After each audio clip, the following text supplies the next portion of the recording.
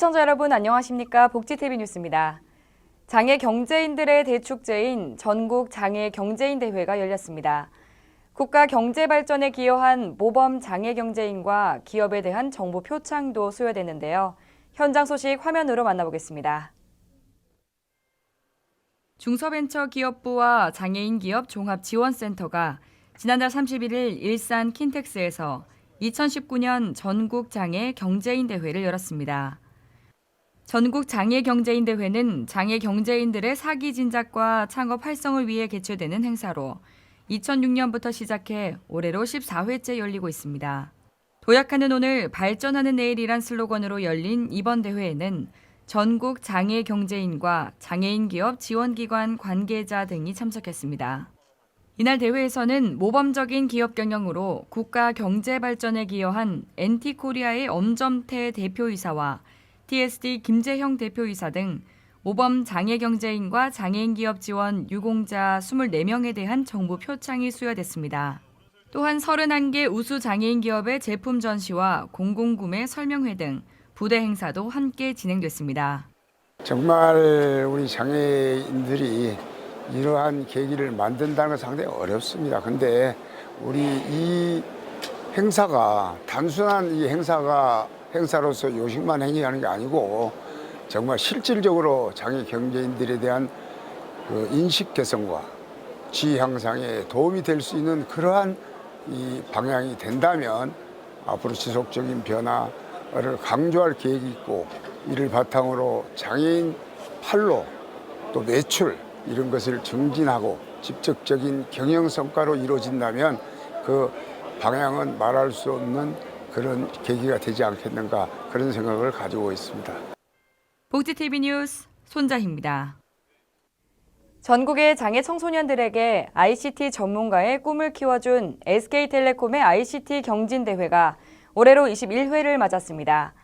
특히 올해 대회에서는 5G와 인공지능 등 변화된 ICT 환경과 코딩이 강화되는 교육 현장 상황을 고려해 알버트에 기반한 코딩 종목이 신규로 추가됐습니다. SK텔레콤이 한국장애인단체 총연맹과 공동으로 지난달 30일과 31일 이틀에 걸쳐 경기도 고양시 킨텍스에서 2019 SK텔레콤 장애청소년 ICT 메이커톤 대회를 개최했습니다. 이 대회는 SK텔레콤이 1999년부터 20년째 매년 장애 청소년들의 ICT 역량 강화와 정보 격차 해소를 위해 개최하고 있는 행사입니다. 올해에는 전국 특수학교 30개 팀 112명이 참가해 스마트카 경기와 알버트 경기 등 총 5개 종목에서 열띤 경쟁을 펼쳤습니다. 특히 올해 대회에서는 5G와 인공지능 등 변화된 ICT 환경과 코딩이 강화되는 교육 현장 상황을 고려해 알버트에 기반한 코딩 종목을 신규로 추가했습니다. 그 외에도 장애 청소년 대상 진로 진학 상담과 5G 기반 VR, AR 체험 부스 등 다양한 프로그램을 마련해 참가자들의 관심도 및 참여도를 높였습니다. 복지TV 뉴스 손자희입니다. 흔히 우리나라를 IT 강국이라고 말하는데요. 그만큼 IT에 대한 관심이 높기 때문일 겁니다. 이에 일환으로 인천시 남동구에서 장애인 IT 경진대회가 펼쳐졌습니다.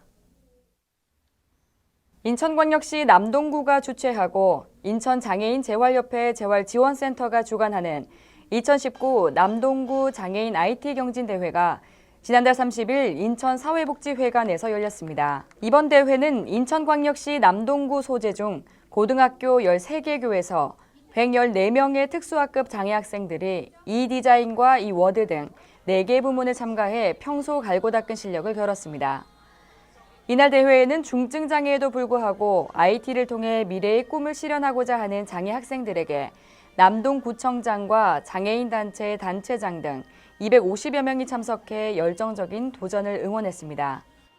인천에서 유일무렵의 IT 교육장을 설치해서 각 특수학교에서 학생들이 와가지고 열심히 배워가지고 그 꿈을 이룰 수 있도록 지금 진행하고 적극 활성화되는 이런 시대에 있습니다. 앞으로는 인천 장애인들이 이 IT 컴퓨터 친구가 돼서 인재가 많이 나오리라고 기대하고 있습니다. 또한 인천재능대학교 컴퓨터정보과 학생들이 2016년부터 IT 전공 교과와 연계한 자원봉사로 장애 학생들의 노력에 함께 동참하고 있습니다. 구례군이 장애인과 비장애인이 함께 어울리는 한마당 대축제를 열었습니다. 보도에 이영춘 기자입니다. 구례군은 지난 29일 실내체육관에서 장애인과 비장애인이 소통하고 화합하는 2019년 장애인 어울림 한마음 대축제를 열었습니다.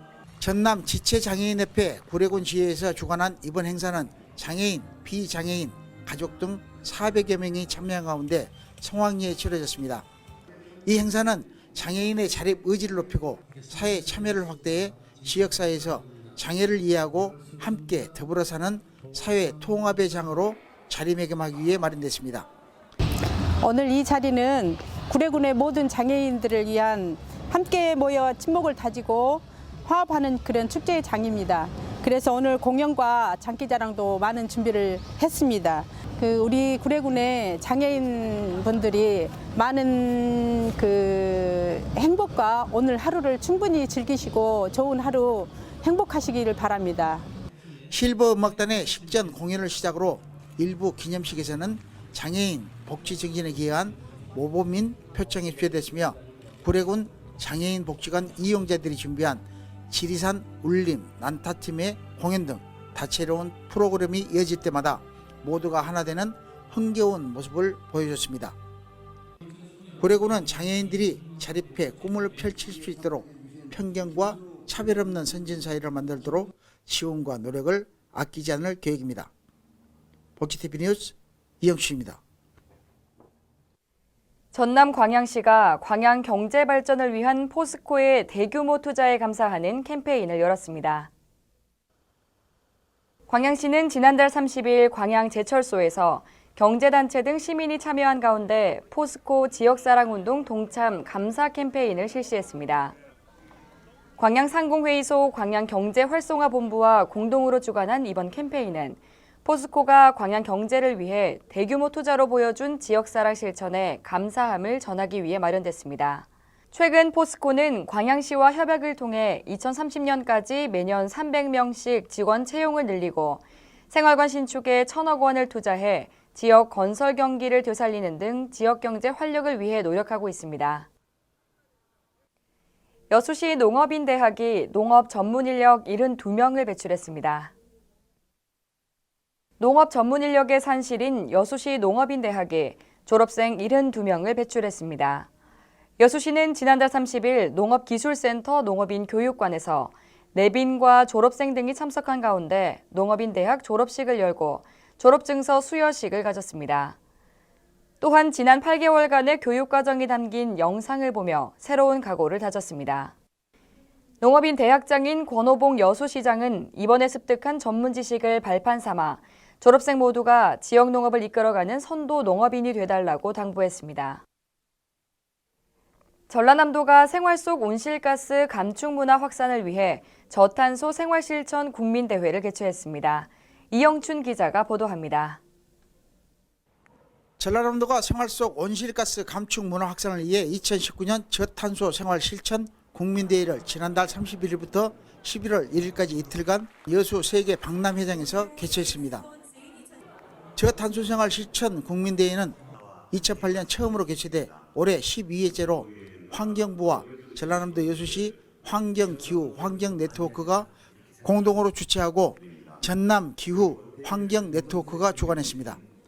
올 행사에는 전국 녹색활동 실천가와 온실가스 상담사, 기후환경네트워크 회원기관단체 등 1,500여 명이 참여해 전국 시도민의 친환경생활 실천 추진 성과를 되돌아봤습니다. 이어 참석자들은 각 객석에서 카드 섹션을 통해 기후위기 SOS, 나의 지구를 구해줘라는 캠페인 메시지를 표현하는 퍼포먼스를 진행해 의지를 전달하는 소통의 자리가 됐습니다. 또 이 자리에는 저탄소 생활 실천 경연대회도 열려 사전 예선을 통과한 20개 팀을 대상으로 국민 실천 교육 홍보 3개 부분에서 지자체, 그린, 리더 등이 지난 1년간의 성과를 발표하고 포상도 받았습니다. 전라남도는 기후변화에 대한 관심과 인식을 높이고 저탄소 소비 문화, 생활화가 정착되도록 교육과 홍보 활동을 지속적으로 펼 계획입니다. 복지TV 뉴스 이영추입니다. 지역의 문화 소식 전해드립니다. 여수 여성작가회가 여성 특유의 섬세한 영감으로 채색한 작품들을 선보입니다. 이기자 기자가 소개합니다. 여수 여성작가회 30여 명이 여성 특유의 섬세한 영감으로 채색한 작품들을 선보이고 있는 제4회 여수 여성작가회 전시회가 지난 1일부터 여수 진남문예회관에서 열리고 있습니다. 여수 진남문예회관 제1, 제2 전시실에서 전시되고 있는 60여 점의 작품들은 여성 화가들만의 독특하고 부드러운 터치로 꽃과 풍경, 정물, 추상, 켈리, 도예 등 다양한 장르의 작품을 담아내고 있습니다. 이번 전시회를 준비한 여수 여성작가회 조영애 회장은 시민들의 문화예술에 대한 욕구를 충족시키고 지역 여성 작가들의 역량을 강화하기 위해서 전시회를 열게 되었다고 밝혔습니다. 전시회장을 찾은 관람객들은 다양한 소재와 색채로 자연의 신비로움과 삶의 이야기를 그리고 있는 작품 한 점 한 점을 바라보면서 감탄도 하고 웃음도 짓는 등 계절의 풍부한 감성에 빠져들었습니다. 복지TV와 퀀텀 바이오 코리아가 업무 협약을 체결했습니다. 복지TV와 퀀텀 바이오 코리아가 지난달 30일 복지TV 사옥에서 업무 협약을 진행했습니다. 두 회사는 이번 협약을 통해 상호 존중과 신뢰를 바탕으로 역량과 자원을 활용해 협력하고 업무 연계와 공동 추진 등을 약속했습니다. 정부가 2020년 3월 전면 시행을 목표로 보육지원체계 개편안을 내놓았습니다. 그동안 시범사업을 실시한 결과 현장에서 연장보육 전담교사 지원 조건을 비롯한 다양한 문제가 제기되고 있습니다. 보육지원체계 개편의 주요 내용을 분석해보면 보육시간을 기본보육과 연장보육으로 구분하고 연장보육 시간대에 전담보육교사를 배치한다는 것입니다. 개편안을 자세히 보면 연장보육을 신청한 아동이 반정원의 80%를 충족해야 지원을 하는 구조이기 때문에 만 1, 2세 영아의 경우 5명의 정원 중 4명이 연장보육을 신청을 해야 전담교사를 지원받을 수 있는 구조입니다. 저출생으로 퇴원하는 원들이 많아지고 있는 시점에 연장보육 시간대에 1명에서 3명만 있는 어린이집은 지원이 안 된다는 것입니다. 어린이집에서 발생하는 비용에 비해 보육수당이 부족해 보육교사의 인건비를 결국 운영비로 처리하는 상황이 발생하고 있습니다. 어린이집 관계자들은 보육 수요자 여건에 따라 연장보육이 필요한 경우 그 요구를 수용할 수 없게 돼 부모의 불편이 가중될 것이라고 말하며 이용 아동 수에 따른 지원이 아닌 고정적인 연장 보육 전담교사에 대한 인건비를 지원해야 한다고 한 목소리를 내고 있습니다. 내년 3월부터 시행되는 보육지원체계 개편이 수요자와 공급자 간의 적정한 균형을 맞추어 지원함으로써 운영에 어려움이 없는 기본 전제를 가지고 불합리한 것들을 개선하여 어린이집과 부모들의 불만을 최소한으로 줄일 수 있도록 최선의 노력을 기울여야 할 것입니다. 계속해서 간추린 뉴스 전해드립니다. 국립재활원이 장애인 여성의 건강관리 정보를 담은 번역서 세계 장애인 여성의 건강 핸드북을 발간했다고 지난달 29일 밝혔습니다.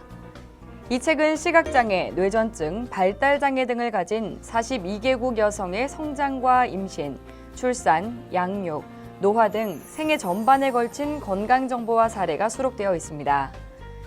의학적 정보뿐만 아니라 지역사회 참여 방법과 사회인식 변화를 위한 활동 등 장애인 여성이 건강한 삶을 가꾸는 데에 필요한 내용도 다루고 있습니다. 책은 국립재활원 누리집에서 무료로 내려받을 수 있습니다. 재활원은 시각장애인의 이용 편의를 위해 전자, 점자 도서와 음성 도서도 만들어 배포할 예정입니다. 보건복지부는 최근 발생한 산모와 신생아 건강관리사에 의한 신생아 학대 사건 등과 관련해 해당 산모 신생아 건강관리 서비스 제공기관의 법 위반 사항이 발견될 경우 필요한 행정조치를 조속히 시행하고 앞으로 또 비슷한 사례가 발생하지 않도록 관리 예방 대책을 강화해 나가겠다고 지난 1일 밝혔습니다.